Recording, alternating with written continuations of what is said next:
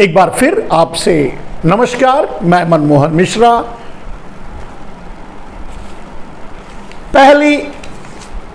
पहला मुद्दा क्या है? मैंने कहा G20 बनाम 80 करोड़ भिखारी जिन्हें नरेंद्र मोदी ने बनाया है। अब इस G20 से बहुत सी बातें लोगों के सामने आ रही हैं, बहुत सी शर्मिंदगियां लोगों के सामने आ रही हैं। उसे किस निगाह से आप देखते हैं और दुनिया किस निगाह से देखती है, या भारतीय जनता पार्टी और नरेंद्र मोदी किस निगाह से देखते हैं, आरएसएस किस निगाह से देखती है, यही आपके लिए जानना है। तो दोस्तों, G20 को अगर मैं कहूं कि मैं किस निगाह से देखता हूं, या मेरे जैसे लोग अगर कुछ हैं इस दुनिया में, वो किस निगाह से देखते हैं, मेरा अपना अगर वर्जन मुझसे पूछा जाए, तो मैं सीधे सीधे G20 बनाम 80 करोड़ नरेंद्र मोदी द्वारा बनाए गए भारत के भिखारी,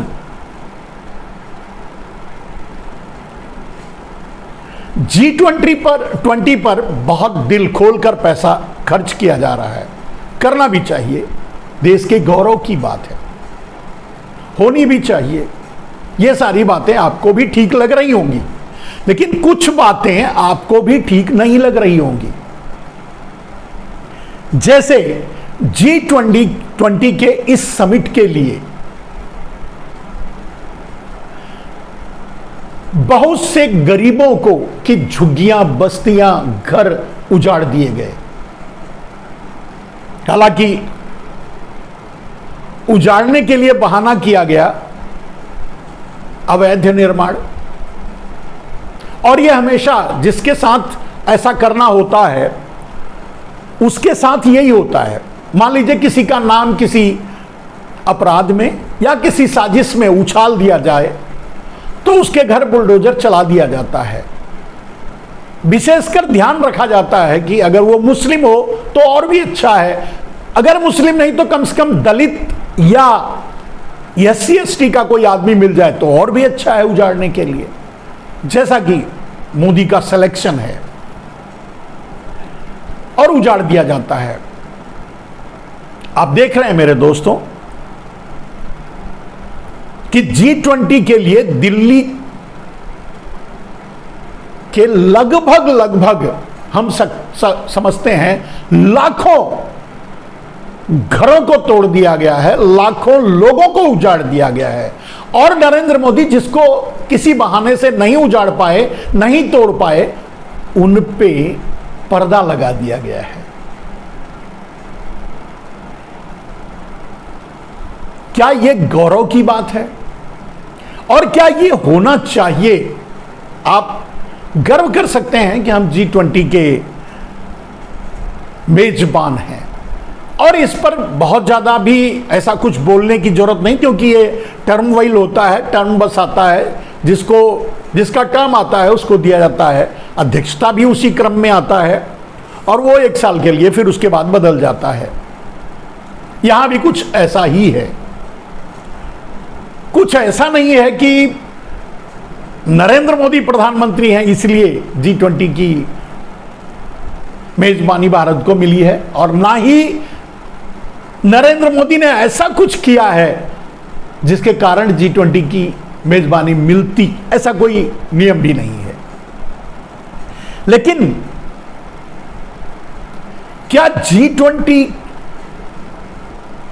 की समिट के लिए दिल्ली के गरीबों के घरों पर बुलडोजर चलाना, दुकानों पर बुलडोजर चलाना, और तो और जिन 2-3 दिनों तक के लिए दिल्ली को ब्लॉक किया जा रहा है, इन 2-3 दिनों में उनके घरों में अनाज कहां से आएगा, रोटी कहां से आएगी? जो दिहाड़ी करते हैं, जो रोड पर कुछ न कुछ दुकानें लगाकर, जिसे नरेंद्र मोदी रोजगार कहते हैं या सर्विस कहते हैं, जो भी कहते हैं नरेंद्र मोदी, आप तो सुन चुके हैं नरेंद्र मोदी क्या कहते हैं, वो भी बंद रहेगा तो वो क्या खाएंगे? चलिए, अब इतना त्याग तो वो कर ही सकते हैं, लेकिन इतना त्याग वही क्यों करें? सबसे बड़ी बात है। लेकिन त्याग तो ठीक है, लेकिन उनके घरों को उजाड़ देना कहां तक सही है? उनकी बस्तियों को उजाड़ देना कहां तक सही है?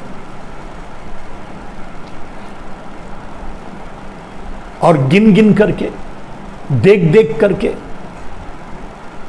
अवैध निर्माण के बहाने से इन सारी उजाड़ बीन से अगर नरेंद्र मोदी को संतोष नहीं मिला तो उन्होंने पर्दे लगवा दिए, ढकवा दिए। अब वो किस चीज को ढकना चाहते हैं यह समझ में नहीं आ रहा, या ये समझ में नहीं आया, या किसी को यह समझ में नहीं आ रहा होगा। क्या गरीबी ढकने से ढकी जाती है? क्या एक गरीब भूखा है, उसके ऊपर चादर डाल दो तो उसकी भूख मिट जाती है? क्या एक झुग्गी बस्तियां दीवारें बना दो, पर्दे लगा दो, उसे ढक दो तो क्या उनकी गरीबी, भूखमरी मिट जाती है? ऐसा तो कुछ नहीं होता।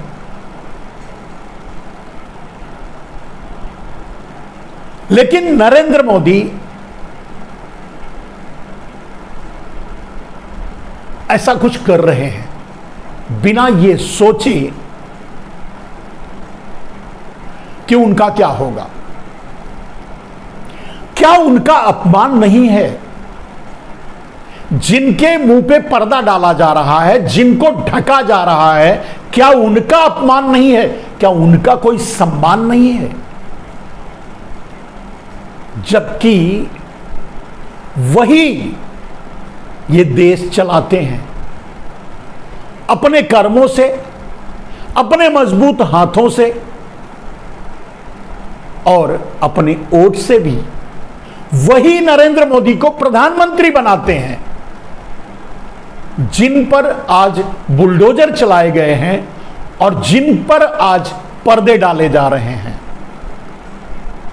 इस पर आप तो समझ सकते हैं कि डाबर मीडिया कोई बात नहीं करेगी, वो तो कसम खा के बैठी है। खैर, वो तो सुपारी मीडिया, पहले गोदी मीडिया बनी, फिर सुपारी मीडिया बनी, अब तो डाबर मीडिया बन गई है। डाबर मीडिया का मतलब आप समझते होंगे।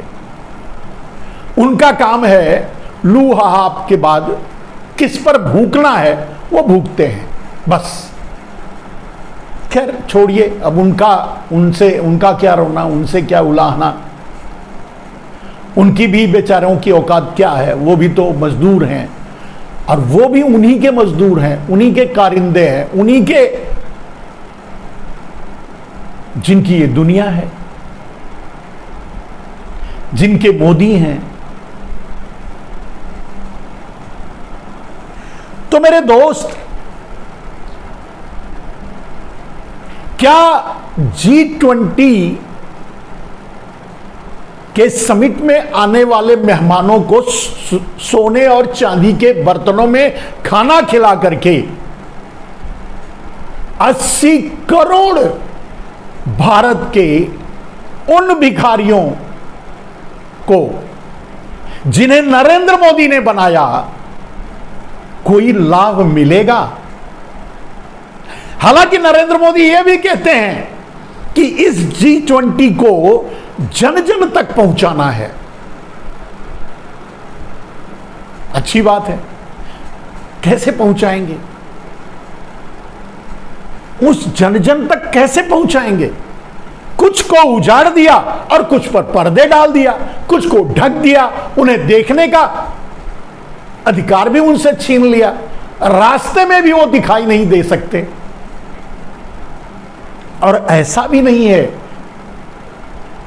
कि ये पर्दे, इस पर्दे के पीछे क्या है, दुनिया के लोग जो आएंगे उन्हें दिखाई नहीं देगा या उन्हें समझ में नहीं आएगा।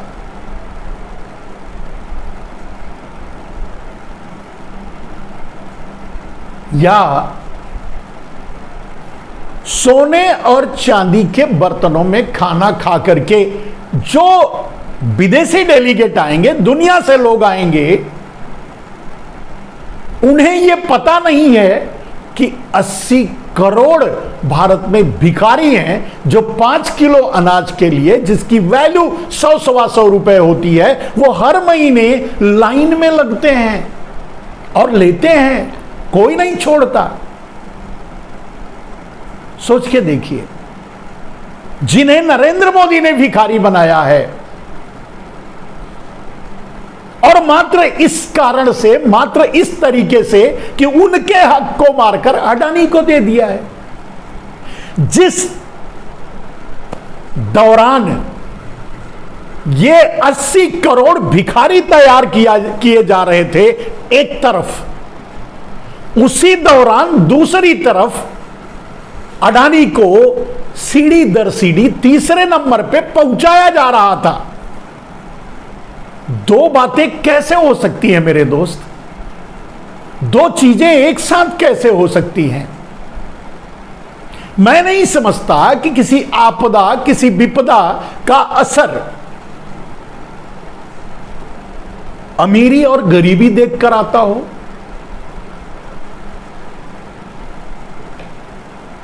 ऐसा भी नहीं है कि कोरोना में सिर्फ गरीब मरे, अमीर भी मरे थे, लेकिन सिर्फ गरीब ही गरीब हो गए और अमीर हो गया, और ज्यादा नहीं, कोई और नहीं, सिर्फ और सिर्फ अकेले अडानी। इसीलिए मैंने आज मेरी स्क्रीन पे एक स्लोगन आप देख रहे हैं और मैं गुजारिश करूंगा कि इस संसद में विपक्ष इस मुद्दे को रखे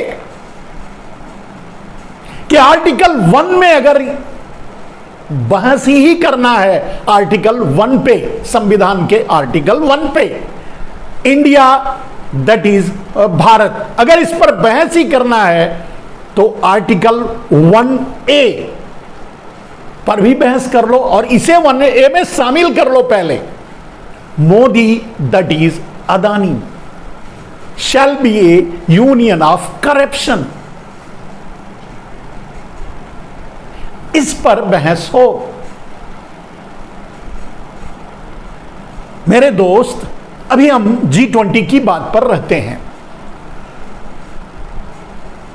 जिस G20 को जन जन तक पहुंचाने की बात करते हैं नरेंद्र मोदी, उन्हें उन सड़कों पर चलने का भी अधिकार नहीं होगा जिन पर ये विदेशी मेहमान चलेंगे। दिल्ली में घुसने का भी अधिकार नहीं होगा, टहलने का भी अधिकार नहीं होगा जिन पर ये विदेशी मेहमान चलेंगे। टीवी, डाबर मीडिया के द्वारा भले ही वो दर्शन कर लें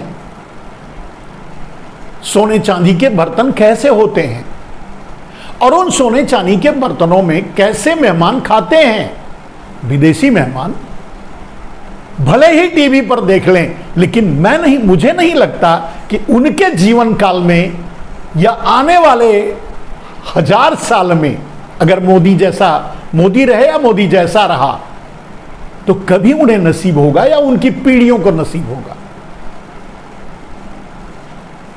आप सोच सकते हैं।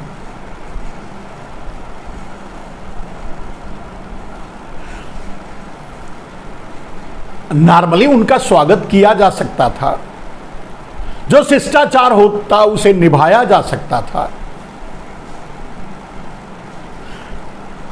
सोने चांदी के बर्तनों में उन्हें खिलाकर उन्हें यह बताने की कोशिश की जा रही है कि भारत बहुत समृद्धशाली देश, धनी देश है, या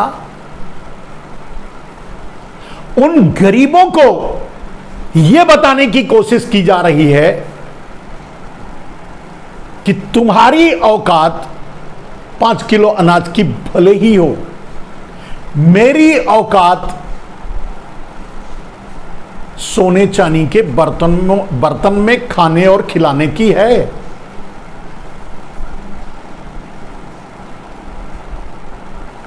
और वैसे भी नरेंद्र मोदी को विकास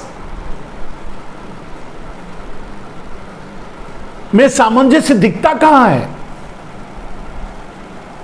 नरेंद्र मोदी तो अडानी में सारी दुनिया देखते हैं, सारा भारत देखते हैं। अडानी का विकास यानी भारत का विकास,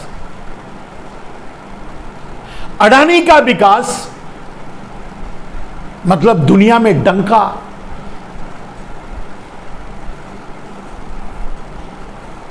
नरेंद्र मोदी ऐसे सोने की लंका बनाने निकले हैं जिसमें सिर्फ अडानी रहता हो और मोदी रहते हो, अमित शाह रहते हो, या 2-4 चोर गुजराती या गुजरात लाबी के लोग रहते हो, सभी वो भी नहीं। जो छल नरेंद्र मोदी ने आज देश से कर रहे हैं, जो छल नरेंद्र मोदी आज देश से कर रहे हैं, वही छल तो उन्होंने गुजरात से भी किया, गुजरातियों से भी किया है।